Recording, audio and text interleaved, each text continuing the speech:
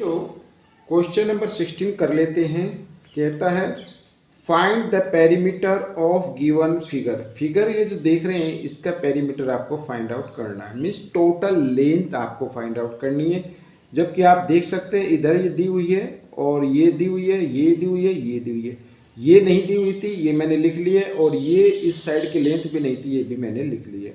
अब ये लेंथ कैसे आएगी? अब बच्चों देखो यहाँ से यहाँ तक कितनी है, 6 है, और यहाँ से यहाँ तक कितनी हो गई, 2 हो गई। तो 6 + 2 कितनी हो गई, 8 हो गई। ठीक इसी प्रकार ये कितनी हो जाएगी, 23 हो गई। 15 यहाँ तक रहेगी और इसके नीचे कितनी है, 8 है, तो ये कितनी होगी, 23 हो गई। ठीक है, तो आइए हम निकालते हैं perimeter.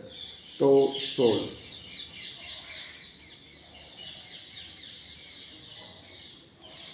Perimeter of given figure. ठीक है, अब सबसे पहले 6 इधर से लेके चलते हैं, फिर ये 15, ठीक है, +2 +8 प्लस फिर 8 और +23, इनको सबको ऐड कर दीजिए, यही आपकी क्या बन जाएगी, पेरीमीटर बन जाएगा आपका।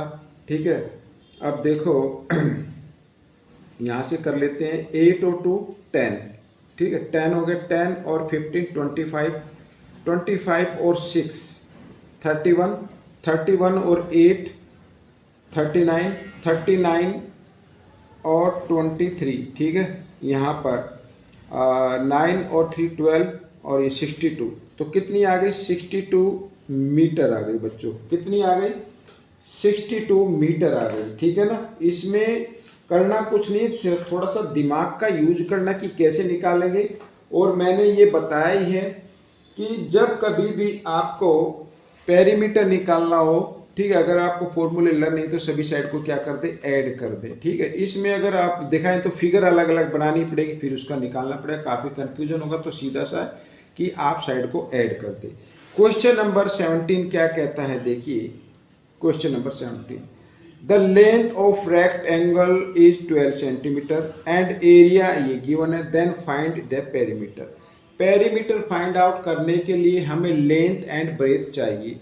लेंथ तो हमारे सामने, ब्रेथ नहीं है, ब्रेथ हम निकालेंगे एरिया से। ठीक है, अब देखो यहां पर कर लेता हूं, लेट द ब्रेथ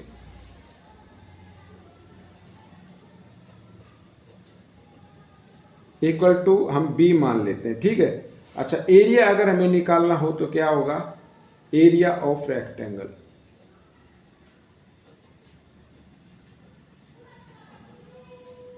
क्या होता है, लेंथ इनटू ब्रेथ होता है, यही होता है। बट गिवन एरिया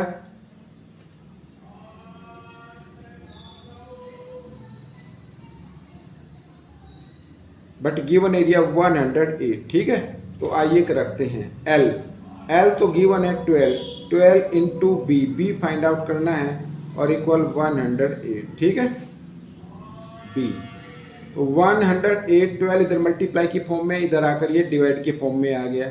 12 1 जा 12, 12 9 जा 108, तो बी की वैल्यू क्या आ गई, 9 सेंटीमीटर। ठीक है, ये आपका जो ब्रेथ आ गई है। अब आप पेरीमीटर निकाल सकते हैं। तो perimeter of rectangle, perimeter of rectangle 2l plus b, 2l, l है 12 और b है आपकी 9, तो 12 और 9 होता है 21, तो 21 को आपको इस 2 से क्या कर देना, मल्टीप्लाई कर देना है, आपका पेरीमीटर आ जाएगा 42। ठीक है, 42 सेंटीमीटर हो गया आपका क्वेश्चन सॉल्व। क्वेश्चन नंबर 18 क्या कहता है, आइए देख लेते हैं। ये रहा क्वेश्चन नंबर 18। ठीक है, a circular piece of land has radius 77 metre, find the cost of fencing around this land at the rate of 10 rupees per metre. ठीक है, इस तरीके से ये कोई एक प्लॉट है। ठीक है, इसके चारों तरफ क्या लगाना है, वायर लगाना है, जिससे कोई एनिमल ना घुस सके, कोई ना घुस सके, वायर लगाना है, उसे कहते हैं फेंसिंग। तो सरकमफ्रेंस निकालेंगे भाई total length of all around circumference ही तो आएगी ना, पेरीमीटर बोल देते हैं, सरकमफ्रेंस बोल देते हैं, एक ही चीज़ है। तो आइए निकालते हैं। तो रेडियस क्या है यहाँ पर मैं लिख लेता हूँ, radius of land equal to 77 metre, ठीक है। तो सरकमफ्रेंस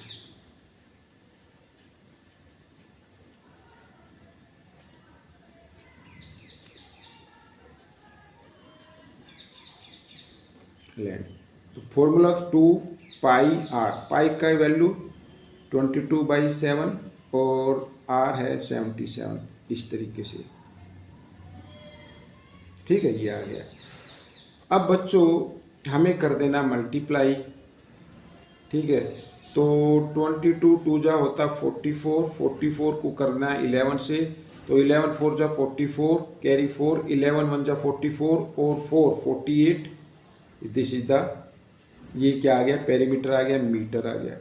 अब कोस्ट गिवन है, कोस्ट निकालनी है, यहाँ पर मैं लिख लेता हूँ cost of fencing in 1 metre. 1 metre में कोस्ट आती है बच्चों ₹10।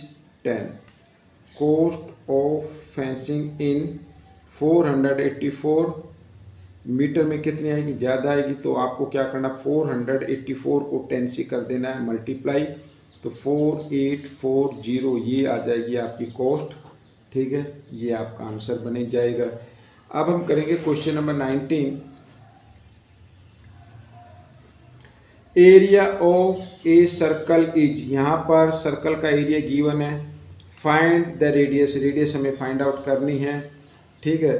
तो अब एरिया है, तो एरिया का फॉर्मूला क्या होता है, मैं लिख लेता हूँ, एरिया ऑफ सर्कल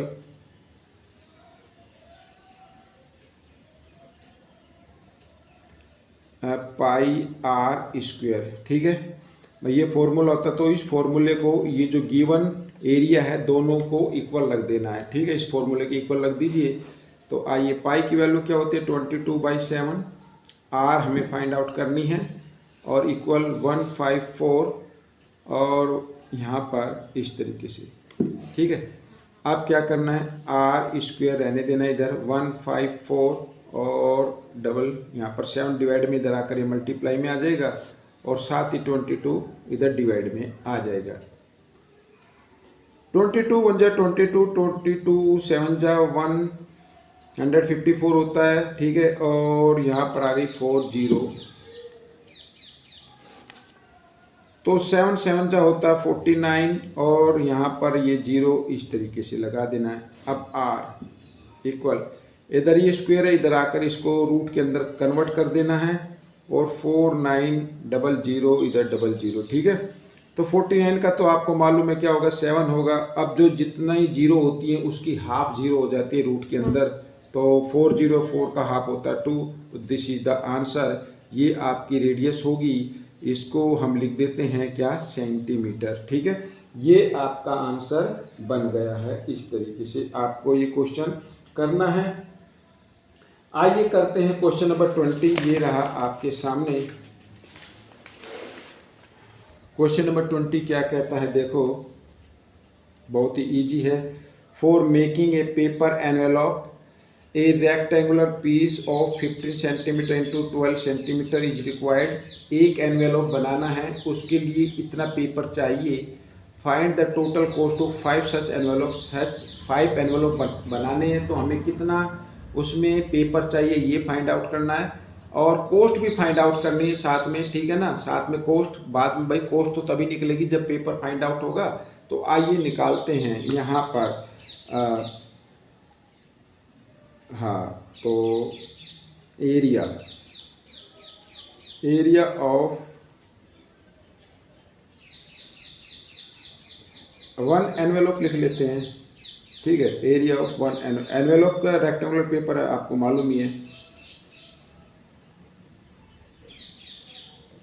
तो एरिया ऑफ क्या, 15 इंटू 12, तो 12 5 जा 60, कैरी 6, 12 1 जा 12 और 6 18, ये आ गया बच्चों सेंटीमीटर स्क्वायर आ गया, ठीक है, ये एरिया आ गया। एरिया ऑफ 5 एनवेलॉप,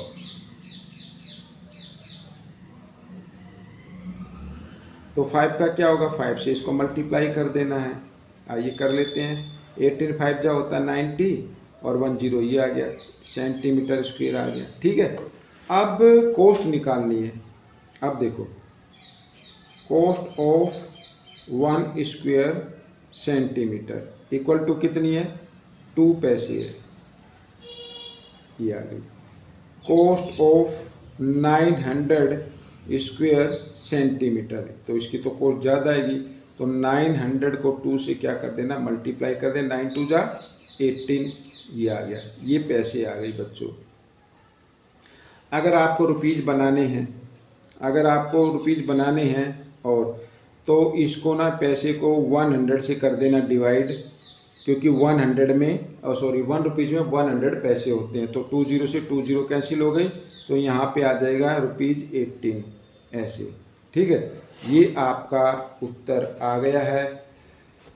तो बच्चों ये क्वेश्चन, ये पार्ट आपका कंप्लीट हो गया है। आपको ये पार्ट कैसा लगा मुझे ज़रूर बताएं और इसमें से सीखकर दूसरे बच्चों को ज़रूर सिखाना है। अब हम मिलेंगे नेक्स्ट पार्ट में।